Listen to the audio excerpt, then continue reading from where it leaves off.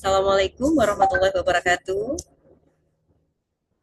Waalaikumsalam warahmatullahi wabarakatuh. Saya ucapkan selamat datang kepada Bunda dan sahabat semuanya, sahabat pembelajar hebat Sekolah Hati Foundation. Mohon izin saya menyapa. Assalamualaikum Bunda Yani Mulyani. Ya, Assalamualaikum Bunda Ratna. Assalamualaikum Bunda. Ya, sahabat-sahabat yang sudah hadir pada malam hari ini. Ya, mohon izin di saat ini saya sedang dalam perjalanan, bunda-bunda semuanya. Mohon izin mungkin dikarenakan saya saat ini sedang di mobil, di kendaraan, dan saat ini sedang di tol. Mungkin wajah saya agak gelap ya, tidak terlihat. Semoga tidak mengurangi semangat kita untuk kita belajar bersama pada malam hari ini. Assalamualaikum Bunda Ida Rahayu, Kak Salsabila, dan juga sambil menunggu sahabat Waalaikumsalam warahmatullahi wabarakatuh. sahabat-sahabat semuanya yang pada malam hari ini mungkin belum bisa hadir. Alhamdulillah, puji syukur kehadirat Allah Subhanahu wa taala yang mana pada malam hari ini kita tetap diberikan nikmat sehat, nikmat iman, nikmat tauhid dan juga nikmat taufik. Alhamdulillah, nikmat taufik dimudahkan langkah kaki kita untuk menuju kebaikan. Pada malam hari ini kita tetap diberikan kemudahan untuk bisa saling bersilaturahim. Kita belajar bersama kembali di kajian rutin kita, webinar Sekolah Hati Foundation. Dan Alhamdulillah saya ucapkan terima kasih kepada sahabat-sahabat semuanya yang tetap istiqomah pada malam hari ini. Kita belajar bersama dan semoga apa yang kita pelajari pada malam hari ini, apa yang kita ikhtiarkan pada malam hari ini menjadi hujah kelak di yaumul hisab, bahwa pada malam hari ini kita dalam satu ruang dan waktu untuk berjuang bersama, kita tolabul ilmi, kita saling sharing tentunya dalam agenda kita yaitu sekolah pernikahan. Dan semoga teman-teman semuanya nanti juga bisa men-share ini kepada keluarga, kepada teman-teman terdekat, supaya ini bisa menjadi amal jariah untuk kita semuanya. Di sekolah pernikahan ini, Bunda dan sahabat semua yang dirahmati Allah Subhanahu wa taala, kita membahas all about marriage. Jadi di sini Bunda-bunda juga boleh nanti kita saling bertukar insight positif tentunya, bertukar pengalaman juga boleh. Di sini kita saling sharing, dan jika Bunda-bunda ingin ada yang dikonsultasikan, boleh free di forum ini, free. Forum ini memang di Sekolah Hati Foundation itu kita tidak ada yang berbayar. Jadi memang di sini kita niatkan Sekolah Hati Foundation ini adalah sebuah wadah wadah belajar kita, wadah kita saling bertumbuh bersama, kita saling belajar bersama untuk menjadi pribadi yang lebih baik dari hari ke hari. Bismillahirrahmanirrahim. Izin langsung saya mulai ya, Bunda dan sahabat semuanya. Mungkin nanti teman-teman yang pada malam hari ini tadi ada beberapa yang izin tidak bisa hadir di room Zoom kita. Mungkin nanti bisa uh, saya sharekan bersama admin. Mungkin nanti bisa dilihat di YouTube Bunda Aziza Official, dan juga beberapa seperti PowerPoint dan juga Word nanti saya insya Allah sharekan di grup Sekolah Hati Foundation. Ya, Bismillahirrahmanirrahim. Pada malam hari ini kita masuk ke sesi yang kedua ya, Bunda dan sahabat semuanya di sekolah pernikahan. Kalau di pekan yang lalu kita sudah membahas tentang apa sih makna arti dari pernikahan dan bagaimana sih konsep pernikahan dalam Islam. Nah, pada malam hari ini kita meneruskan dari pembahasan kita di pekan yang lalu. Nanti Bunda dan sahabat semuanya boleh saling sharing ya di sini. Boleh nanti saling sharing pengalaman yang tentunya mungkin bunda-bunda pasti banyak pengalaman-pengalaman dalam pernikahan, dalam membangun hidup pernikahan dari awal pernikahan sampai saat ini. Mungkin ada bunda-bunda yang sudah melewati 20 tahun pernikahan. Boleh nanti sharing di sini, Bunda dan sahabat semuanya. Sekolah pernikahan menggapai surga bersama. Jadi di sini tujuan kita adalah kita ingin bersama-sama menggapai surga, yaitu bukan hanya kita saja nanti yang bisa diberikan surga oleh Allah Subhanahu wa taala, tapi kita ingin nanti kelak di surga kita bisa bersama-sama kembali dengan suami kita, dengan anak-anak yang kita cintai, dengan orang tua kita, dengan keluarga kita tentunya. Ya, bismillah. Ya, apakah terlihat Bunda dan sahabat semuanya? Terlihat. Iya. Kembali kita flashback sedikit ya, Bunda dan sahabat semuanya tentang pernikahan. Jadi memaknai arti dari pernikahan. Kalau menurut bahasa, pernikahan ini adalah merupakan momen indah ketika dua orang yang saling mencintai memutuskan untuk bersama selamanya. Namun, pernikahan bukan hanya tentang cinta dan romantisme saja, tetapi juga kesiapan dan komitmen. Dan dalam sebuah pernikahan, ini sebenarnya yang harus kita persiapkan pertama kali itu bukan momentumnya, bukan cincin pernikahannya, bukan gaun apa yang kita pakai, bukan nanti setelah menikah kita mau tinggal di mana dan lain sebagainya.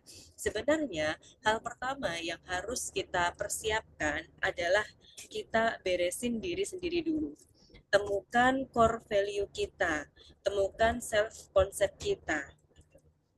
Kenapa ini penting? Kenapa kita penting harus memberesi diri kita sendiri dulu? Kita penting untuk mengenal diri kita sendiri dulu.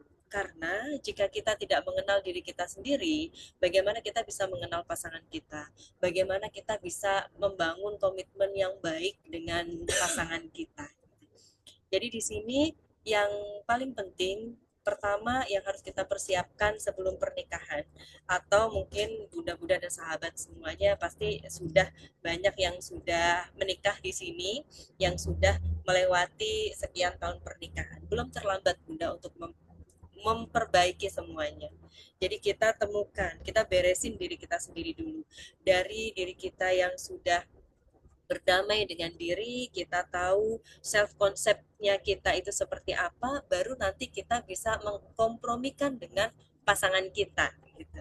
Jadi kadang-kadang yang membuat pernikahan itu banyak masalah, yang membuat pernikahan itu banyak dramanya bukan karena kita belum bisa kompromi dengan pasangan gitu ternyata. Bukan hanya itu saja, tetapi karena kita sendiri pun belum bisa mengkompromikan diri kita sendiri dengan diri kita gitu.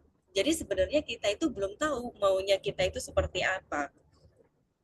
Kita belum tahu oh maunya saya seperti apa, akhirnya ketika berkomunikasi dengan pasangan yang ada adalah salah paham terus gitu, karena pasangan mungkin pengen menyelami diri kita, pengen memahami diri kita. Tetapi kadang karena kita belum menemukan diri sendiri, belum menemukan konsep diri tadi, self konsep tadi, belum menemukan core value tadi, akhirnya diri kita itu kepribadiannya berubah-berubah.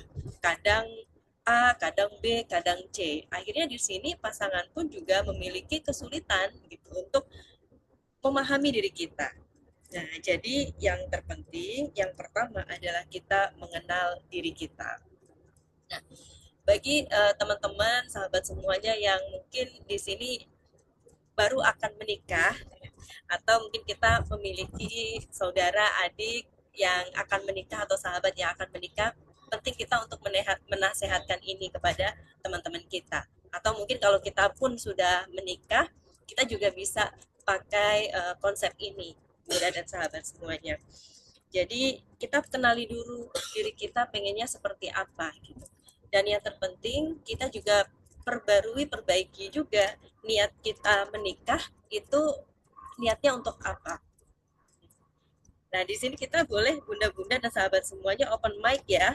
Jika memungkinkan boleh open cam supaya di sini kita bisa saling interaksi, open mic, open cam. Nah, di sini kita free untuk sesi konseling juga, bunda-bunda dan sahabat nanti boleh konseling apa saja. Boleh tentang pernikahan, boleh tentang apapun pada malam hari ini. Mengenali konsep diri atau core value atau self concept tadi. Nah, yang pertama kita kenali diri. maunya kita itu seperti apa gitu. Ketika kita menikah, ketika kita menjalani sebuah pernikahan, kita pengennya menjalani pernikahan yang seperti apa. Nah, ini perlu kita komunikasikan juga dengan calon pasangan atau dengan pasangan kita saat ini. Misalkan, di sini kita tipenya adalah orang yang setiap hari ini harus berkomunikasi dengan orang lain. Orang yang mungkin kita tidak akan betah untuk 24 jam tinggal di rumah. Nah, di sini misalkan kita pengen core value kita setelah kita menikah, kita pengen tetap berkarya loh. Misalkan kita bilang ke pasangan kita, Mas, kalau aku pengennya nanti setelah menikah, pengen bisa diberi kesempatan untuk tetap berkarya ya, boleh atau tidak? Atau mungkin kalau aku nanti berkarya dan Mas mengizinkan, apa nih batasan-batasan yang harus aku pertimbangkan atau harus aku ketahui, misalkan seperti itu. Penting untuk kita saling berkomunikasi. Nah, kalau misalkan sudah menikah, kita juga bisa mengkomunikasikan ini, Bunda, bahwa kita butuh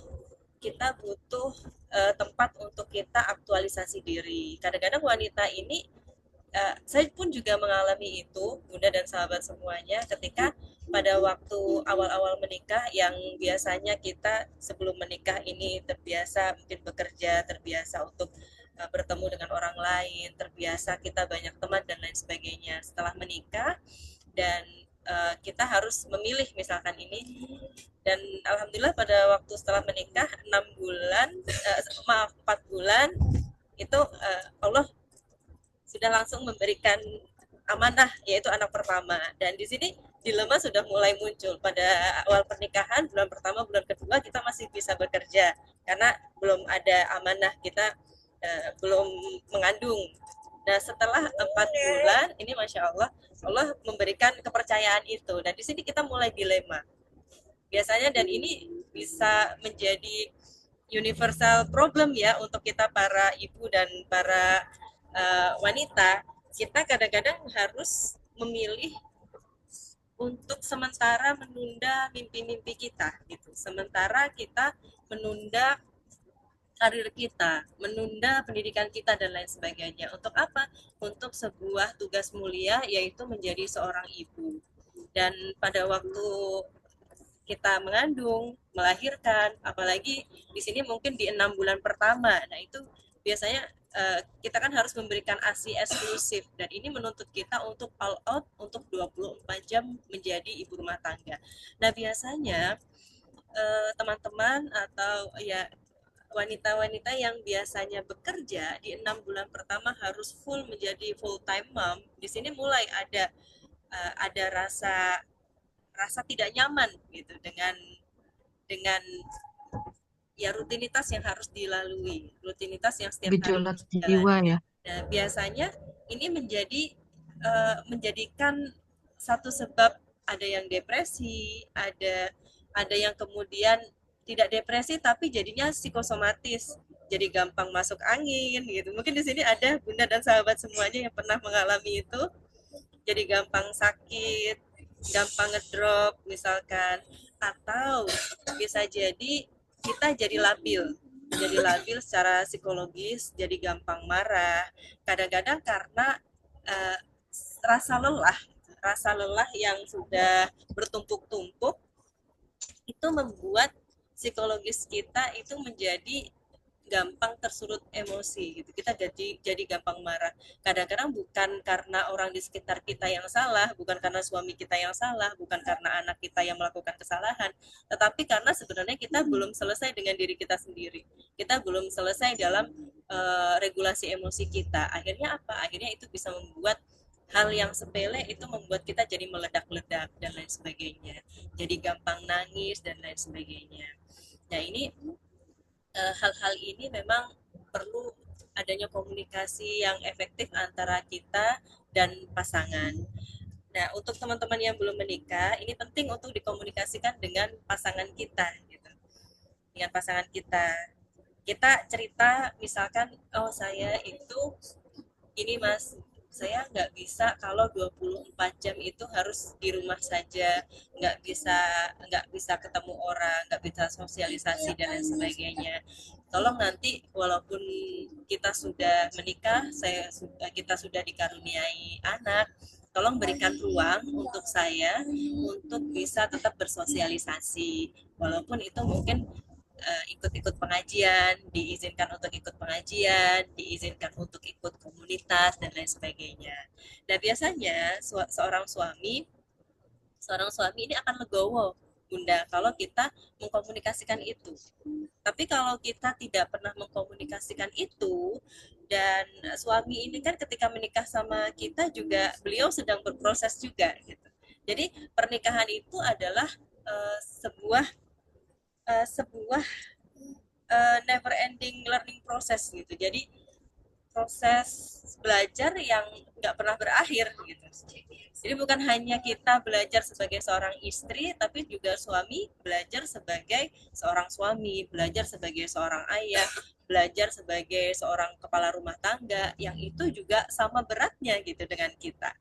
Kalau kita mungkin karena kita wanita, kita melihat segala sesuatu itu dari sudut pandang wanita gitu, dari sudut pandang kita sebagai seorang istri, sudut pandang kita sebagai seorang ibu. Kita ngelihatnya, oh iya, jadi ibu itu berat banget ya 24 jam. Karena sering ya lihat di media sosial ada konten-konten yang isinya adalah mengeluh seorang ibu itu bekerjanya 7 hari seminggu, 24 jam sehari dan tanpa libur dan lain-lain gitu. Nah, itu kita melihat dari sudut pandang kita sebagai wanita. Memang benar sih, tapi kita sadari kembali bahwa tujuan awal pernikahan yang kita sudah sepakati di pertemuan sebelumnya, tujuan awal pernikahan kita kan memang untuk ibadah gitu. Jadi dalam konsep Islam, tujuan pernikahan kenapa kita menikah itu bukan hanya karena cinta, bukan hanya karena ketertarikan dengan lawan jenis saja, tetapi dalam konsep Islam tujuan pernikahan itu adalah untuk ibadah. Kenapa kita menikah? Karena kita ingin ibadah. Nah, karena tujuannya adalah ibadah, di situ Islam mengedukasi kita gitu supaya kita juga sadar, kita menyadari bahwa yang namanya ibadah ini pasti ada perjuangannya gitu. Sebuah ibadah itu pasti ada perjuangannya, pasti ada pengorbanannya. Nah, ini kenapa dalam Islam kita diedukasi untuk menyadari bahwa konsep pernikahan dalam Islam itu adalah ibadah. Jadi tujuan pernikahan itu adalah ibadah, bukan untuk bahagia. Kalau tujuan pernikahan kita untuk bahagia, nah kita harus siap-siap untuk kecewa gitu. Karena dalam pernikahan itu isinya bukan hanya bahagia saja, isinya adalah perjuangan, perjuangan untuk kita bertumbuh bersama, perjuangan untuk kita mendewasa bersama gitu. Grow as a parents tentunya nanti ketika kita sudah diberikan kepercayaan sebagai orang tua, dan sebelum grow as a parent kita juga grow as a man and grow as a woman. Kita sedang bertumbuh menjadi seorang wanita dewasa, kita sedang bertumbuh menjadi seorang pria dewasa yang di sini juga perlu pengorbanan. Nah, jadi hal yang pertama yang harus kita lakukan, yang harus kita persiapkan adalah kita beresin diri kita sendiri dulu. Temukan core value kita, temukan self konsepnya kita. Kita pengen pernikahan itu yang seperti apa? Komunikasikan dengan pasangan. Dan tentunya ketika kita berkomunikasi dengan pasangan, kita komunikasikan dengan cara yang ahsan. Nah, dengan cara yang ahsan itu bagaimana, Bunda? Cara yang ahsan ini adalah kita berkomunikasi dengan suami, tempatkan suami kita itu sebagai ar-rijalu qawwamuna 'alan nisa. Jadi laki-laki, suami itu adalah qawwam bagi wanitanya, bagi istrinya, bagi kita para istri.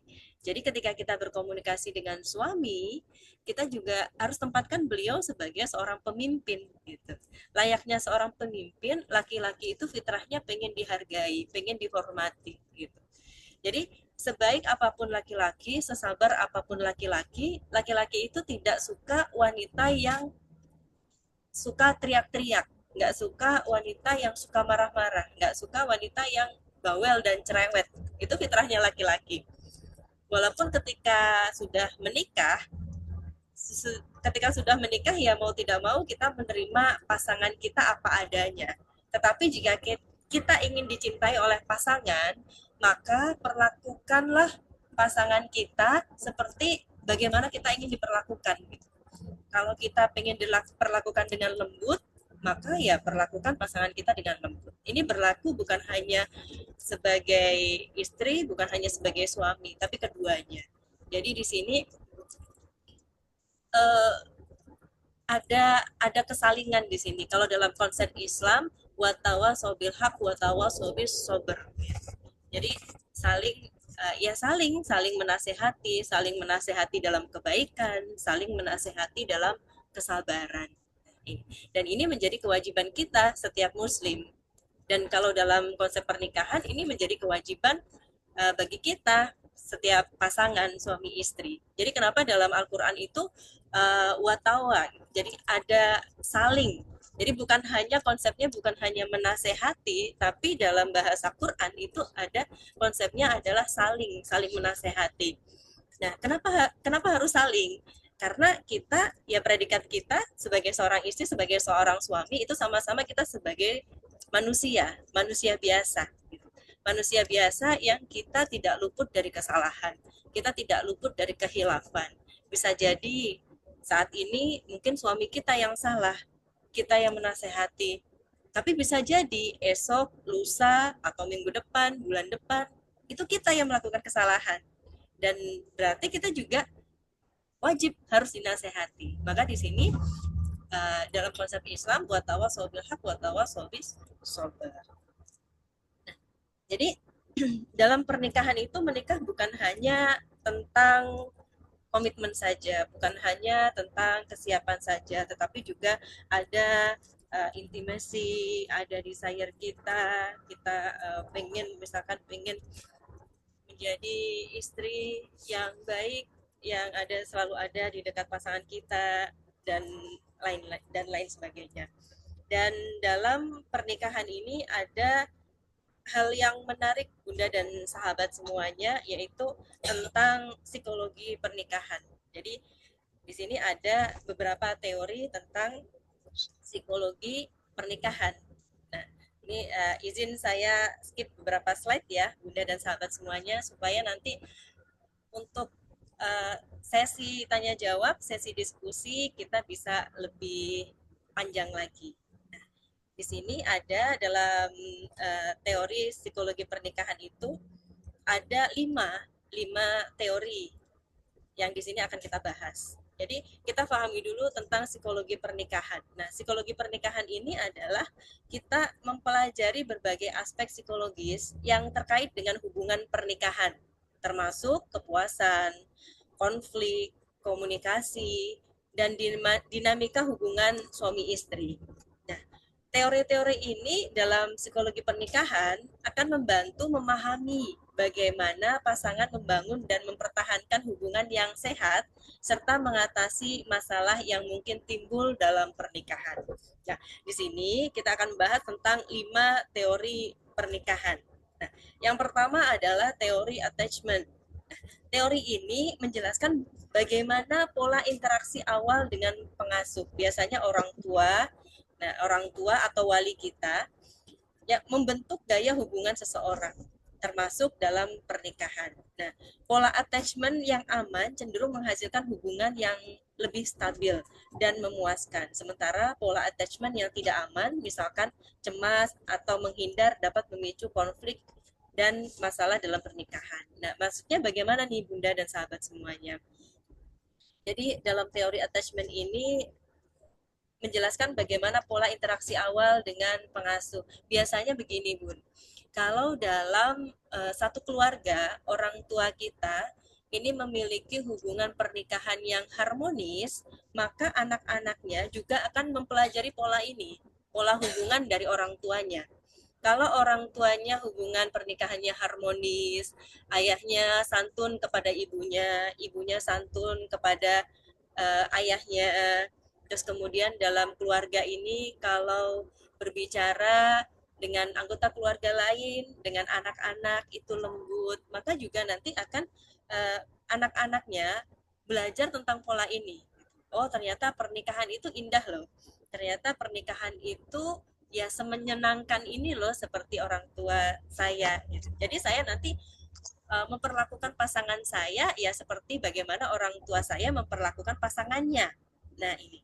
Jadi kalau pola hubungan orang tuanya ini baik, pola hubungannya positif, maka anak-anaknya juga akan meniru pola hubungan yang positif juga.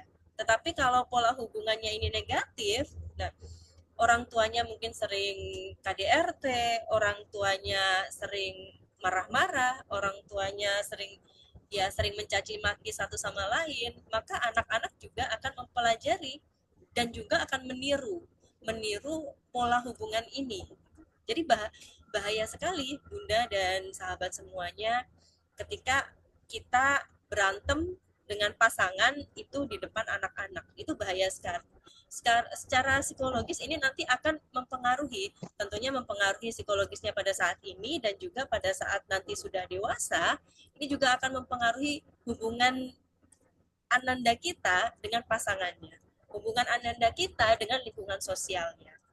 Anak-anak yang terbiasa melihat kekerasan dalam rumahnya, ini ketika nanti berhubungan sosial dengan teman-temannya mungkin atau dengan masyarakat, ini tentunya akan meniru apa yang dilakukan orang tuanya. Misalkan kalau di sekolah, rata-rata ini beberapa klien yang saya tangani, ketika anandanya ini bermasalah, biasanya memang masalah itu dia tiru dari dalam keluarga.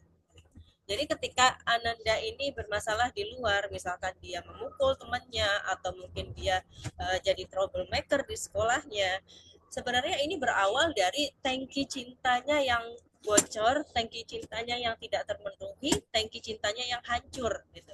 Hancur karena apa?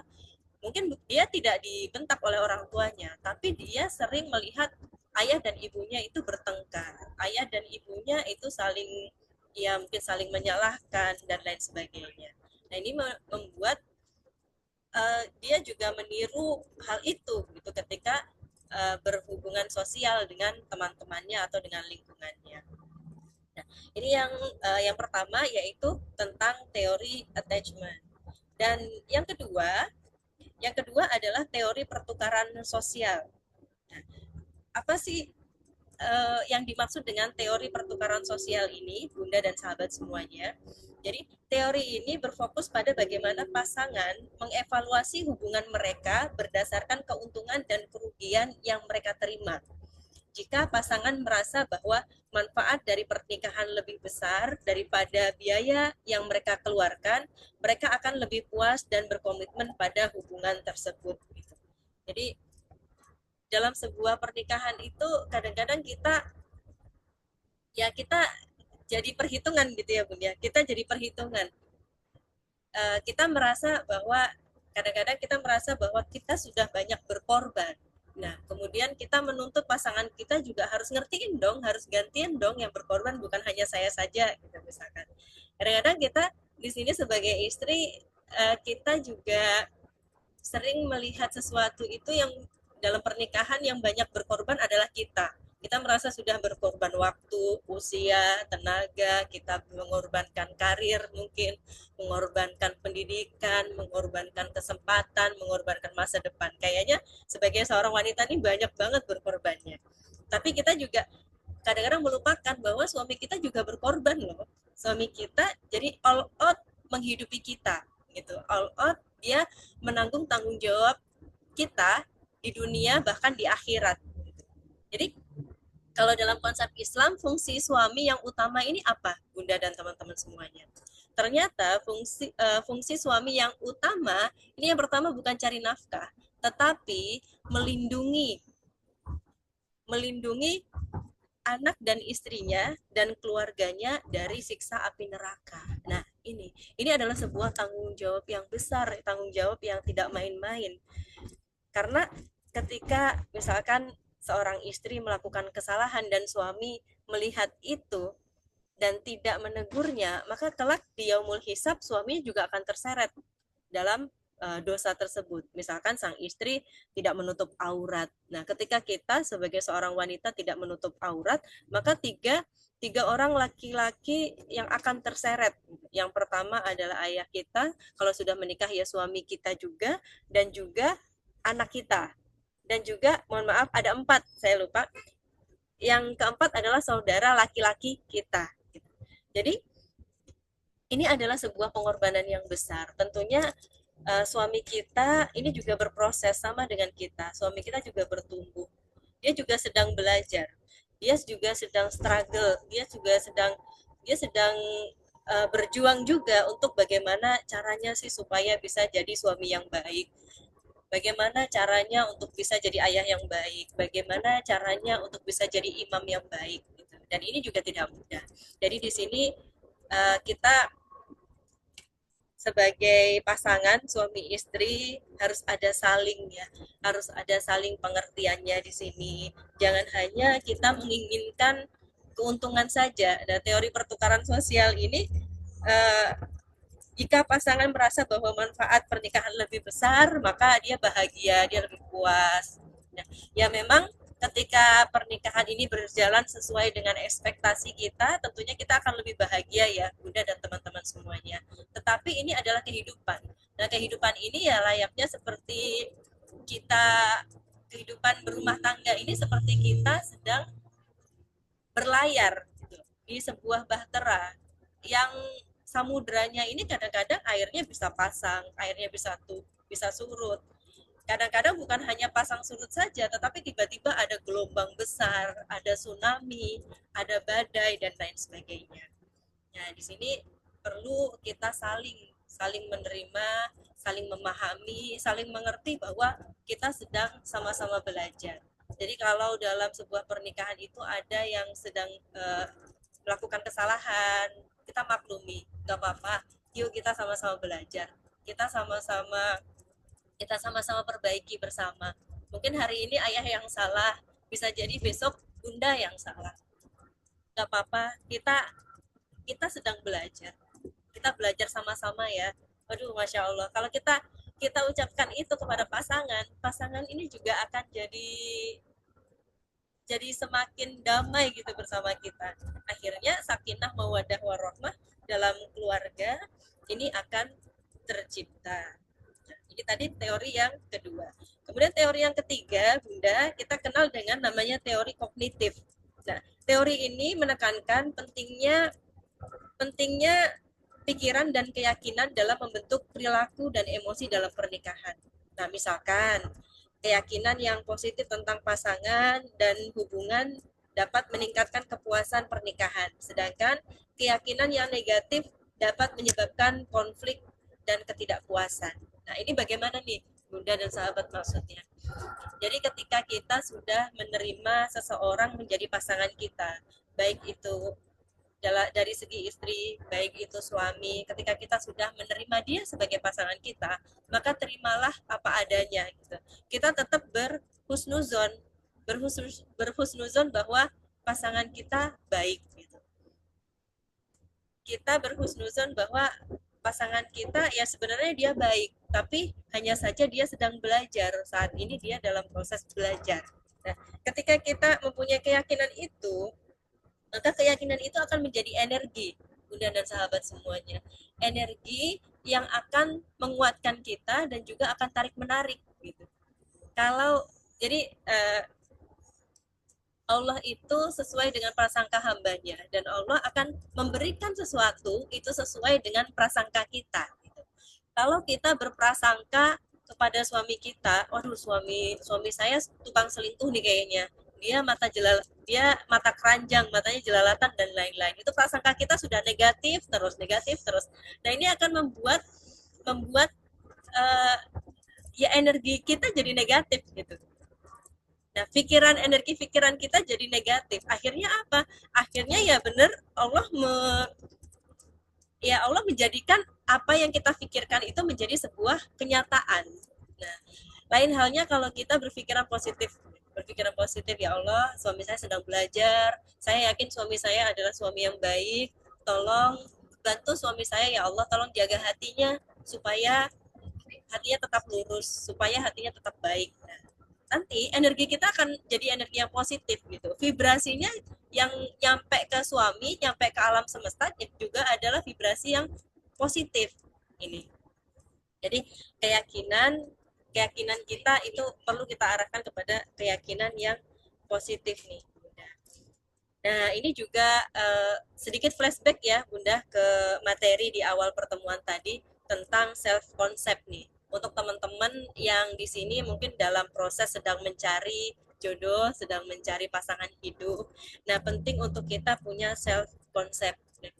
Jadi kita dalam hidup ini kita harus menentukan itu gitu. Kita tentukan maunya kita itu seperti apa. Kita itu pengennya hidupnya seperti apa. Kita tentukan, kita punya milestone. Nah, ketika kita sudah tentukan itu, maka nanti Allah Tuhan yang Maha Kuasa akan mempertemukan kita dengan pria-pria yang resonansinya itu supporting kepada kita gitu. Yang penting kita sudah kenal diri kita dulu gitu. Kita sudah tahu misalkan kita pengen tetap grow mindset, nanti tetap kita pengen tetap bisa belajar setelah menikah, terus kemudian kita di sini ya belajar bersama, learning together, kita bersama suami dan anak-anak, kita pengen terus belajar gitu. Kita sudah yakin nih, sudah mantep nih, oh self konsepnya diri saya ya seperti ini gitu. Dan nanti Allah akan pertemukan kita dengan pria-pria yang supporting, yang resonansinya sama dengan kita. Nah ini. Dan bagaimana nih Bun? Pertanyaannya misalkan bagaimana nih Bun kalau yang sudah terlanjur? Bagaimana nih kalau yang sudah terlanjur menikah? Ternyata kita beda frekuensi. Nah, ada yang menikah itu ternyata beda frekuensi. Kita pengennya masih terus belajar, tapi suami pengennya kita jadi ibu rumah tangga yang baik 24 jam di rumah dan lain sebagainya. Nah, ini nanti kita akan pelajari di pembahasan selanjutnya ya, Bunda, tentang kita mengenal perbedaan. Kembali lagi ke teori psikologi pernikahan. Nah, tadi kita sudah membahas 3 teori. Nah, sekarang kita membahas tentang teori yang keempat, yaitu teori komunikasi. Teori ini mengkaji bagaimana cara pasangan berkomunikasi dan bagaimana komunikasi yang efektif dapat membangun hubungan yang kuat dan sehat. Nah, komunikasi yang terbuka, jujur, dan penuh empati dapat meningkatkan pemahaman dan keintiman dalam pernikahan. Nah, saya jadi teringat sebuah quotes yang menyebutkan bahwa pernikahan itu 80%-nya itu adalah ngobrol, 20%-nya itu aksi. Nah, apa yang bisa kita pelajari dari sebuah quotes ini, dari kata-kata mutiara ini? Ternyata memang dalam pernikahan ini ya yang bisa melanggengkan pernikahan kita adalah komunikasi gitu, adalah ngobrol itu. Nah, suami kita, istri kita, pasangan hidup kita ini adalah seorang teman, teman yang sejati, teman yang akan menemani kita sampai akhir hayat itu adalah pasangan hidup kita gitu. Adalah suami istri kita. Mungkin kita di sini punya banyak teman tentunya, punya banyak komunitas, sahabat kita ada di mana-mana, mungkin ada yang ratusan bahkan ada yang ribuan gitu. Mungkin di media sosial kita sahabatnya sampai ribuan. Tetapi sahabat yang sejati yang akan menemani kita sampai akhir hayat ini adalah pasangan hidup kita tentunya, pasangan hidup kita yang bisa berjalan seiring sejalan, yang bisa ada kesalingan tadi, watawasobil hak, watawasobis sober, yang bisa saling menerima, saling mengerti satu sama lain. Jadi pernikahan yang langgeng ini bukan pernikahan yang dijalani oleh dua pribadi yang sudah sempurna, tidak. Tapi pernikahan yang langgeng ini adalah sebuah pernikahan yang penuh dengan perjuangan, penuh dengan pengorbanan. Nah, inilah yang akan melanggengkan sebuah pernikahan. Dan tentunya komunikasi yang baik, komunikasi yang efektif ini penting untuk kita bisa bersama terus dengan suami kita, bersama terus dengan pasangan hidup kita dengan bahagia tentunya. Nah, bagaimana sih komunikasi yang efektif kepada pasangan? Nah, tentunya kita dalam proses belajar mengenal pasangan ini kita juga pasti lambat laun akan mengetahui habitnya suami kita seperti apa, habitnya istri kita seperti apa. Jadi di sini saya teringat ada sebuah podcast ya. Podcast di sini adalah seorang istri yang sangat solihah, yang beliau dari Arab Saudi, seorang istri yang sangat solihah, yang mempunyai suami yang sangat mencintai beliau gitu. Dan dalam podcast ini ditanyakan kepada wanita tersebut gitu, bagaimana sih caranya kok sampai suami Anda ini sangat mencintai Anda dengan sebegitu luar biasanya gitu. Ya.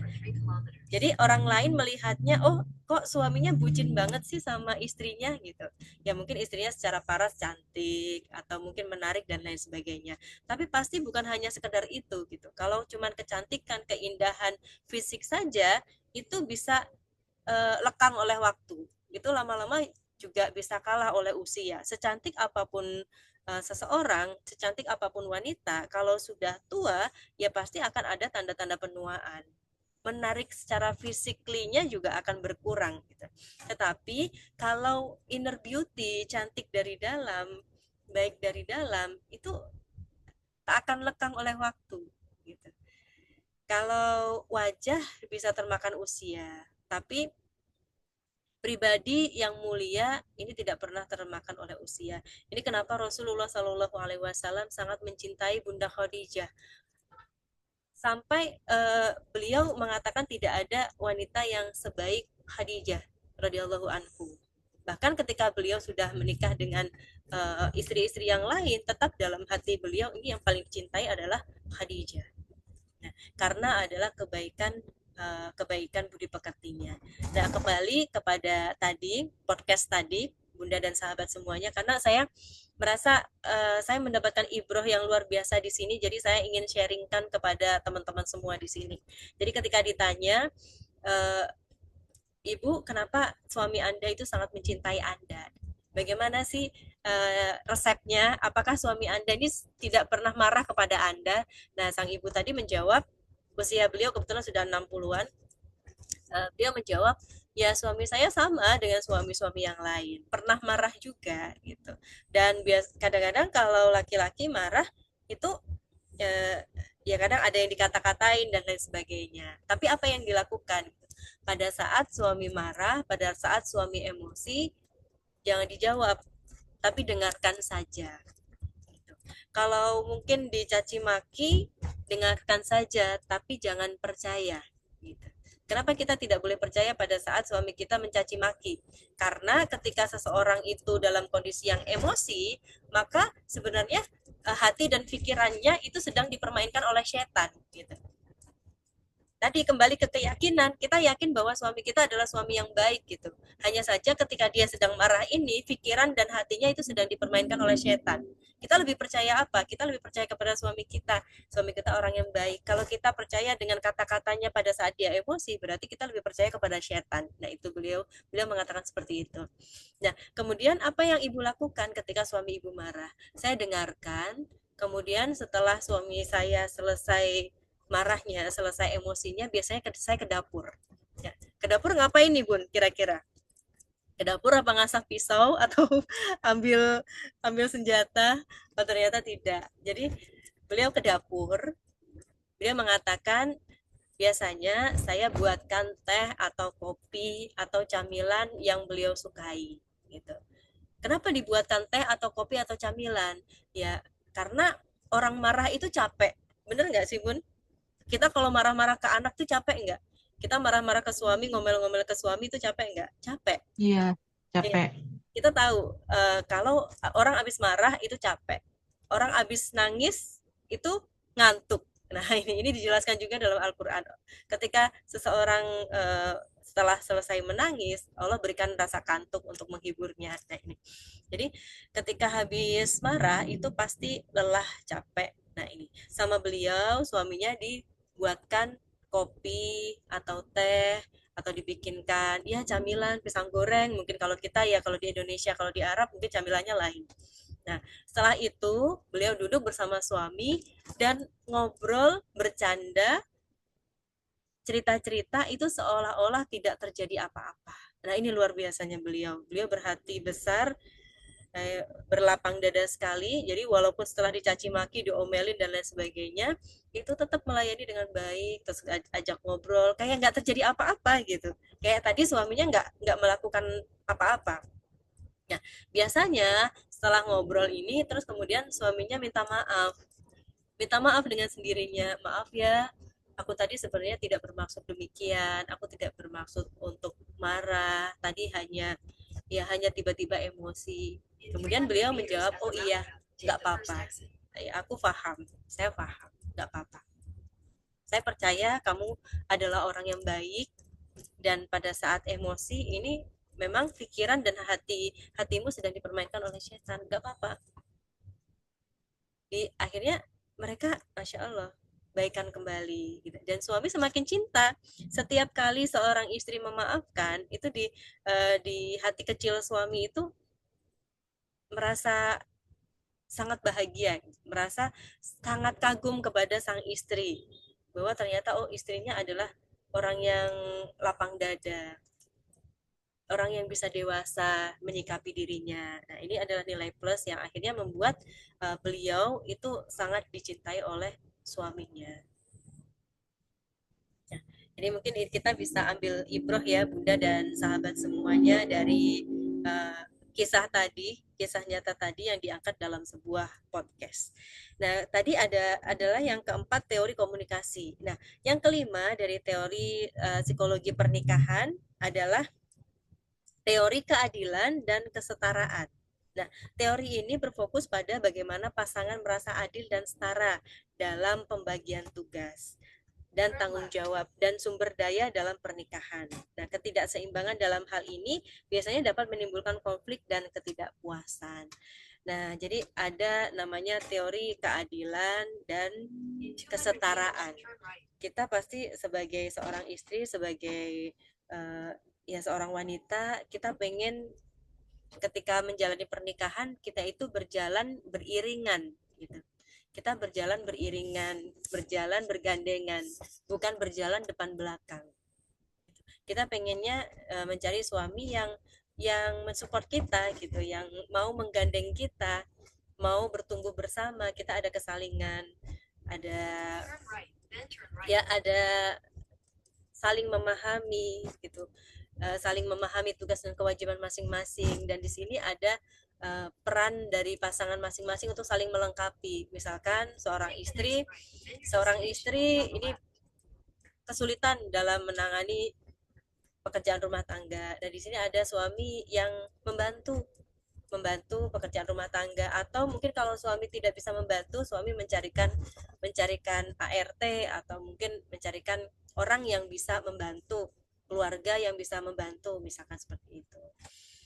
Nah, bagaimana supaya kita bisa memperoleh ini? Tentunya kita gunakan tadi teori yang sebelumnya, teori komunikasi, bahwa kita komunikasikan dengan pasangan. Kita butuh support, kita butuh dibantu. Kalau misalkan Mas nggak bisa bantu saya, ya saya butuh ada keluarga nih yang bantu, misalkan ibu kita atau mungkin dari saudara kita dan lain sebagainya. Saya yakin suami juga akan memahami ini.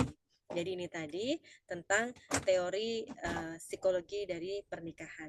Nah, di luar teori ini mungkin banyak di dalam kehidupan kita sehari-hari, teori-teori yang lain tentunya. Dalam pernikahan kita semakin hari semakin bertumbuh, semakin hari semakin belajar. Dan nanti di webinar kita pada malam hari ini, teman-teman monggo dipersilahkan untuk sharing ya teman-teman. Mungkin di sini Bunda Ida Rahayu atau Bunda Ratna, Bunda Yani Mulyani, nanti boleh sharing tentang pengalamannya dalam pernikahan.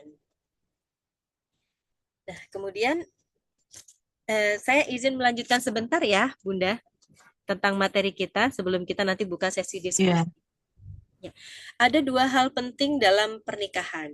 Nah, apa itu dua hal penting dalam pernikahan atau mempersiapkan pernikahan?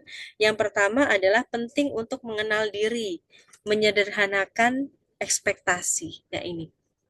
Jadi yang pertama adalah mengenal diri, yang kedua adalah menyederhanakan ekspektasi kita. Konsep mengenal diri bagaimana nih Bunda dan sahabat semuanya? Konsep mengenal diri ini tadi yang kita beresin diri kita sendiri dulu, temukan core value kita, temukan self konsepnya kita gitu. Supaya kita juga bisa mengkompromis mengkomprom ya kita bisa mengkomunikasikan dengan diri kita dan juga bisa mengkomunikasikan dengan suami kita gitu. Nah, yang kedua, kita juga harus menyederhanakan ekspektasi nih Bunda dan sahabat semuanya.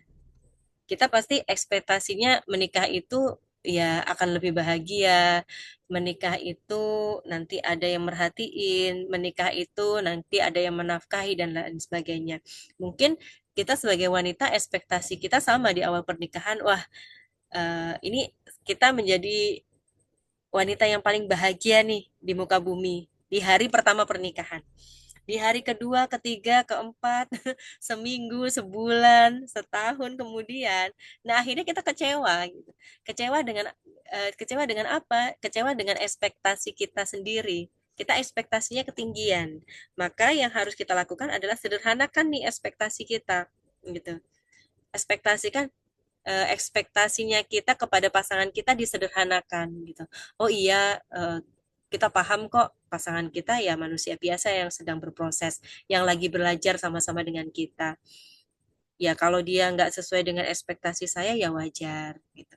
Artinya kita semakin ketika menyederhanakan ekspektasi kita, kita nggak kecewa gitu.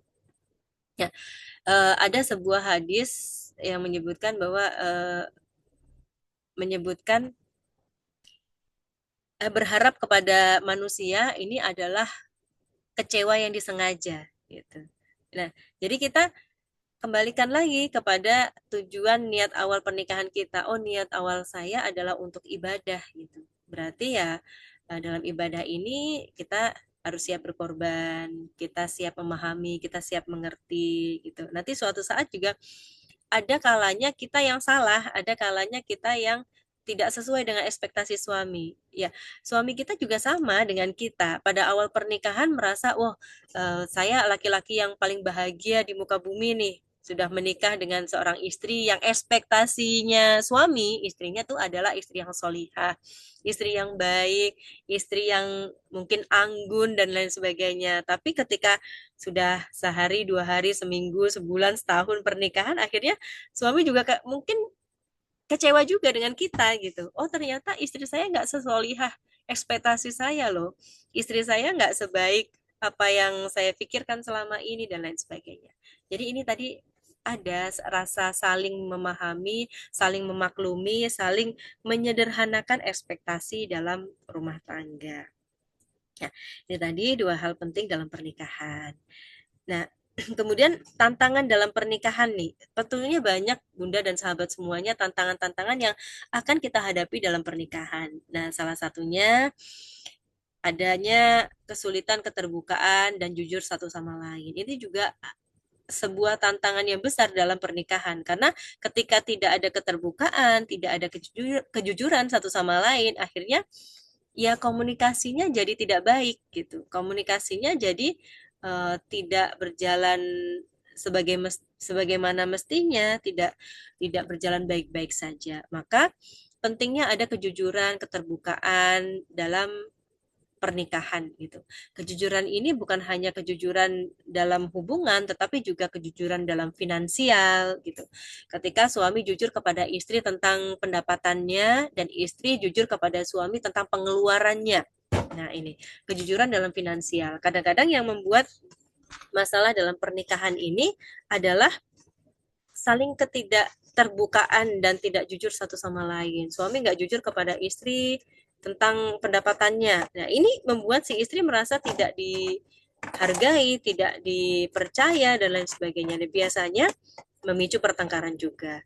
Nah, kemudian istri juga tidak jujur kepada suami. Misalkan banyak belanja Shopee tapi nggak bilang sama suami. Tiba-tiba check out, check out, check out. Akhirnya setiap hari banyak tukang paket yang ke rumah. Nah, ini membuat suami marah dan lain sebagainya.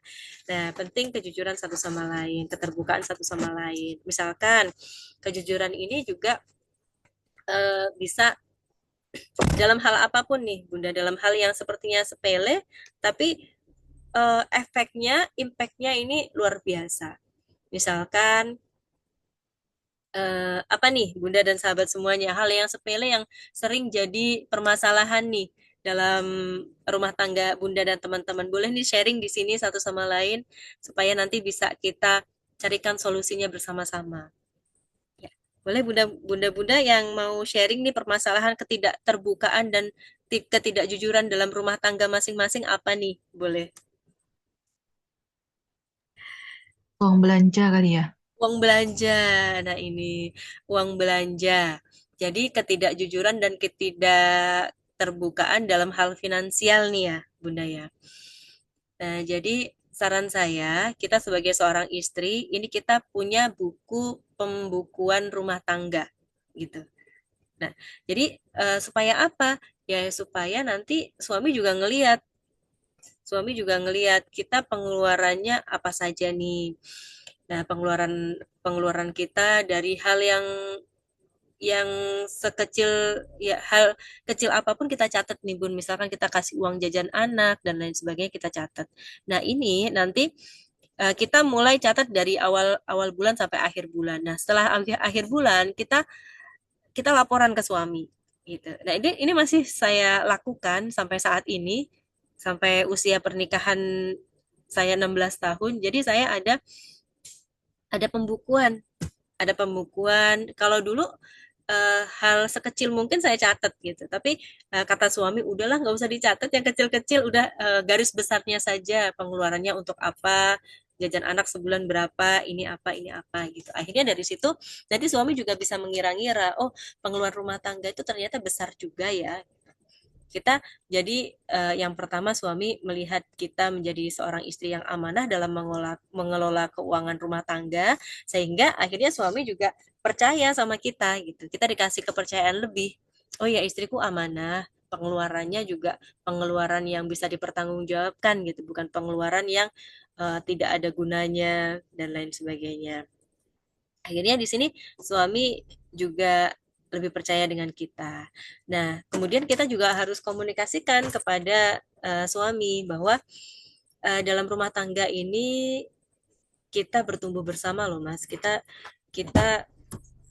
berjuang bersama di sini. Jadi uh, misalkan kita kita seringnya dipanggilnya apa nih, Bun? Bunda ya. Bunda dan ayah nih biasanya.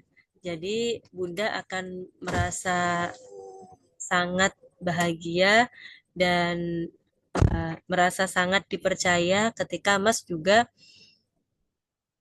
terbuka ini tentang keuangan gitu. Jadi Mas terbuka tentang keuangan, tentang ya pendapatan keluarga kita ini sebenarnya berapa, dan Bunda juga terbuka dengan pengeluaran pengeluaran keluarga kita ini berapa. Jadi di sini kita bisa saling bertukar pikiran, mana nih pos-pos yang bisa kita tambah, mana pos yang bisa kita kurangi, mana pos yang bisa kita alokasikan ke investasi dan lain sebagainya. Jadi intinya sebenarnya semuanya ada di komunikasi.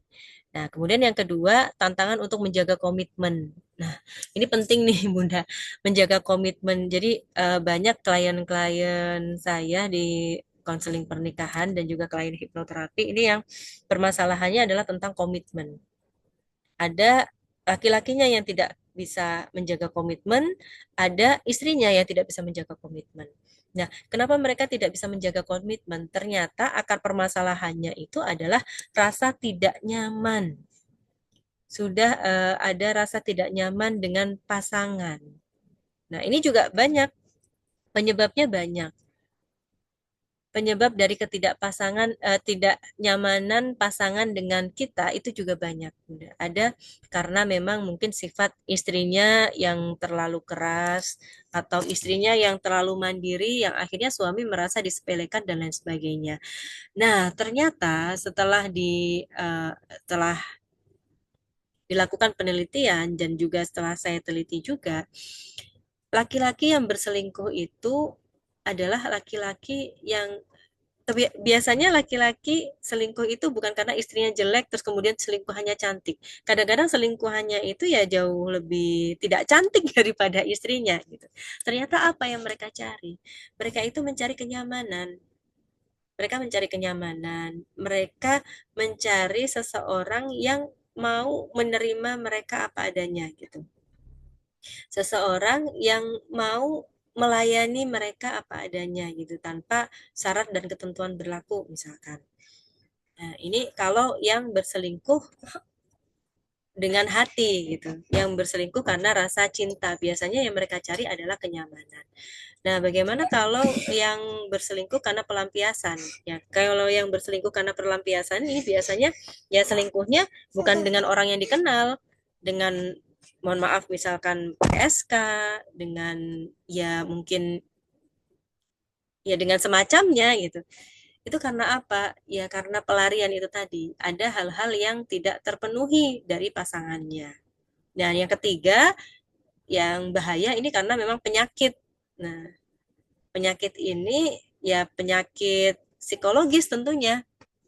Seperti yang ya kita kenal dengan uh, orientasi orientasi seksual. Itu artinya yang ada orang yang punya kelainan seksual tidak bisa terpuaskan hanya dengan satu wanita. Nah, kalau sudah penyakit, ini memang ya lebih baik pilihannya dua, gitu. Di cut off atau dia berkomitmen untuk sembuh dan kita kasih kesempatan kedua. Ini tadi tentang menjaga komitmen. Dan yang ketiga, tentunya perbedaan dalam pernikahan nih, Bunda dan sahabat semuanya. Dalam pernikahan ini tentunya banyak sekali perbedaan-perbedaan. Nah, apa saja sih perbedaan dalam pernikahan? Nah, ini ada yang namanya ya perbedaan perbedaan mungkin perbedaan usia ada, kemudian perbedaan pria dan wanita itu sudah pasti. Jadi eh, dalam teori pernikahan itu dirangkum dalam 5 perbedaan. Yang pertama perbedaan antara pria dan wanita itu sudah pasti. Ya.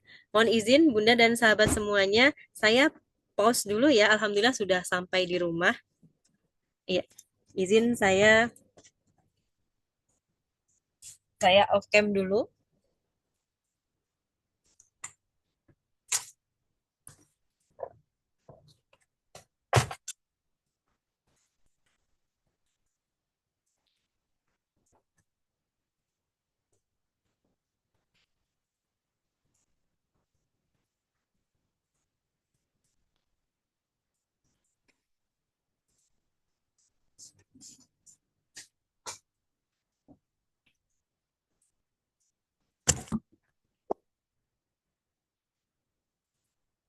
Ya, terima kasih.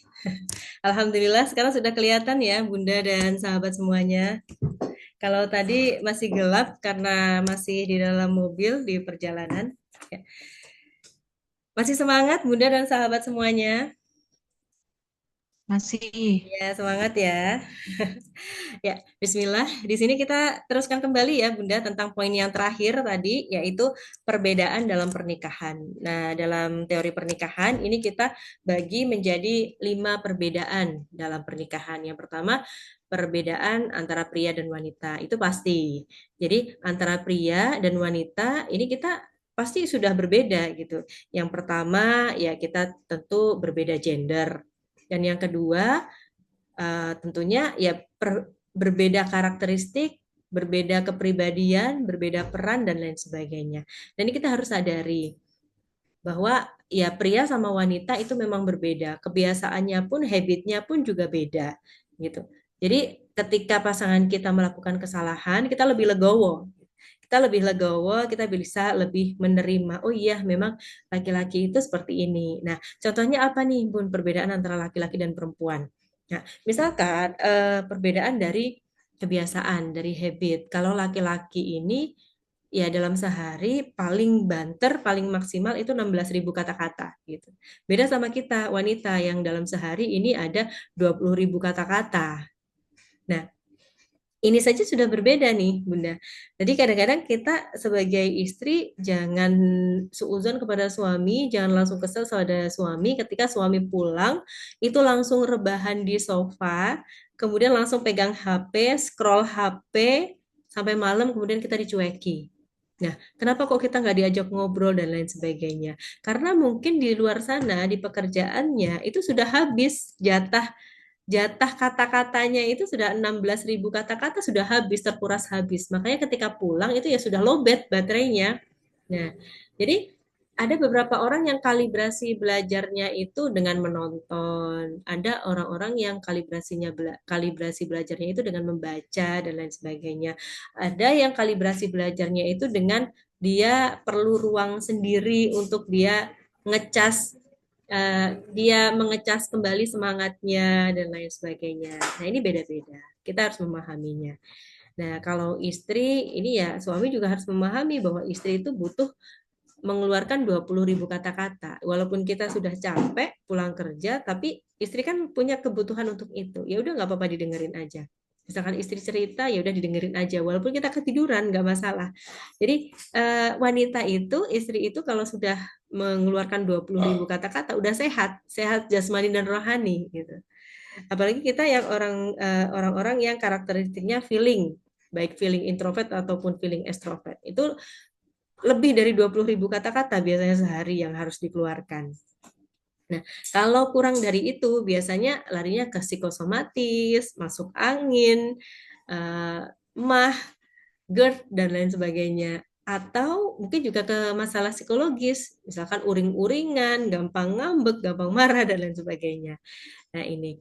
Jadi, kita harus sadari dengan perbedaan ini, memahami perbedaan dalam pernikahan. Nah, kemudian perbedaan yang kedua apa nih, Bun?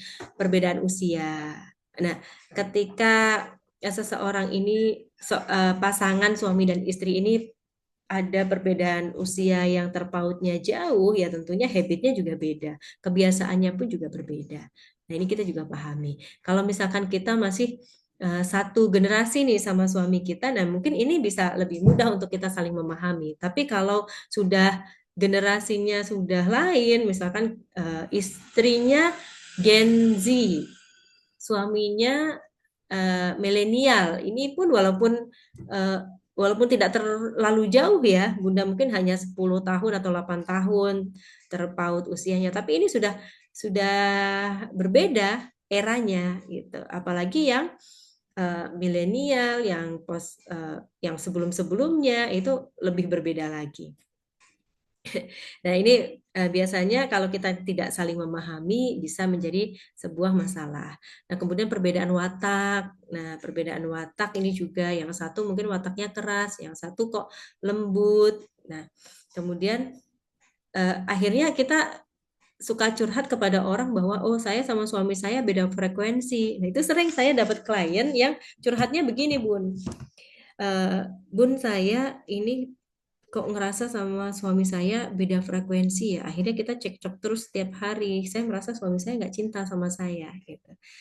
Nah, ini itu perasaan kita. Nah, kita harus em, mereview kembali, melihat kembali bahwa perbedaan usianya jauh atau tidak.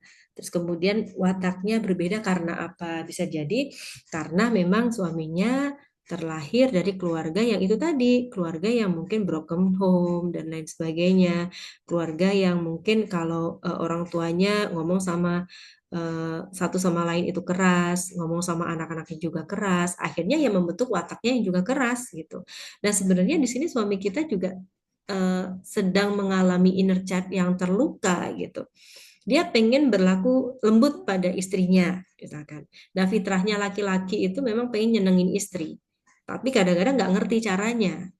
Nah, ini kita sebagai istri kadang-kadang juga kurang memahami perjuangannya suami. Ya, memang suami mungkin keluarganya dari keluarga yang keras, yang kasar dan lain sebagainya. Tapi sebenarnya dia pengen nyenengin kita, tapi nggak ngerti caranya. Nggak ada yang ngajarin dia, nggak ada yang ngajarin suami kita. Akhirnya dia menderita sendiri dalam struggle-nya, dalam fase struggle-nya itu dia menderita sendiri. Akhirnya kenapa banyak ODGJ itu laki-laki? Kita sering ya ketemu ODGJ di jalanan gitu, Bunda dan sahabat semuanya, kebanyakan laki-laki apa perempuan ya? Kalau saya kok sering lihat ODGJ di jalanan itu kebanyakan laki-laki. Karena ini kadang-kadang laki-laki itu nggak bisa cerita, laki-laki itu nggak bisa cerita, kemudian akhirnya ya sarafnya yang kena dan lain sebagainya. Nah ini kita harus memahami perbedaan watak ini. Kita lihat kembali kembali, oh wataknya gini karena apa ya? Karena keluarganya. Oh kalau karena keluarganya berarti kita sebagai pasangan, sebagai orang yang paling dicintainya, sebagai orang yang terdekatnya, ini harus bantuin suami kita untuk sembuh gitu. Kita bantuin suami kita untuk sembuh. Atau begitu pula sebaliknya, oh istri saya kenapa ya kok bawel banget, istri saya kenapa ya kok keras banget.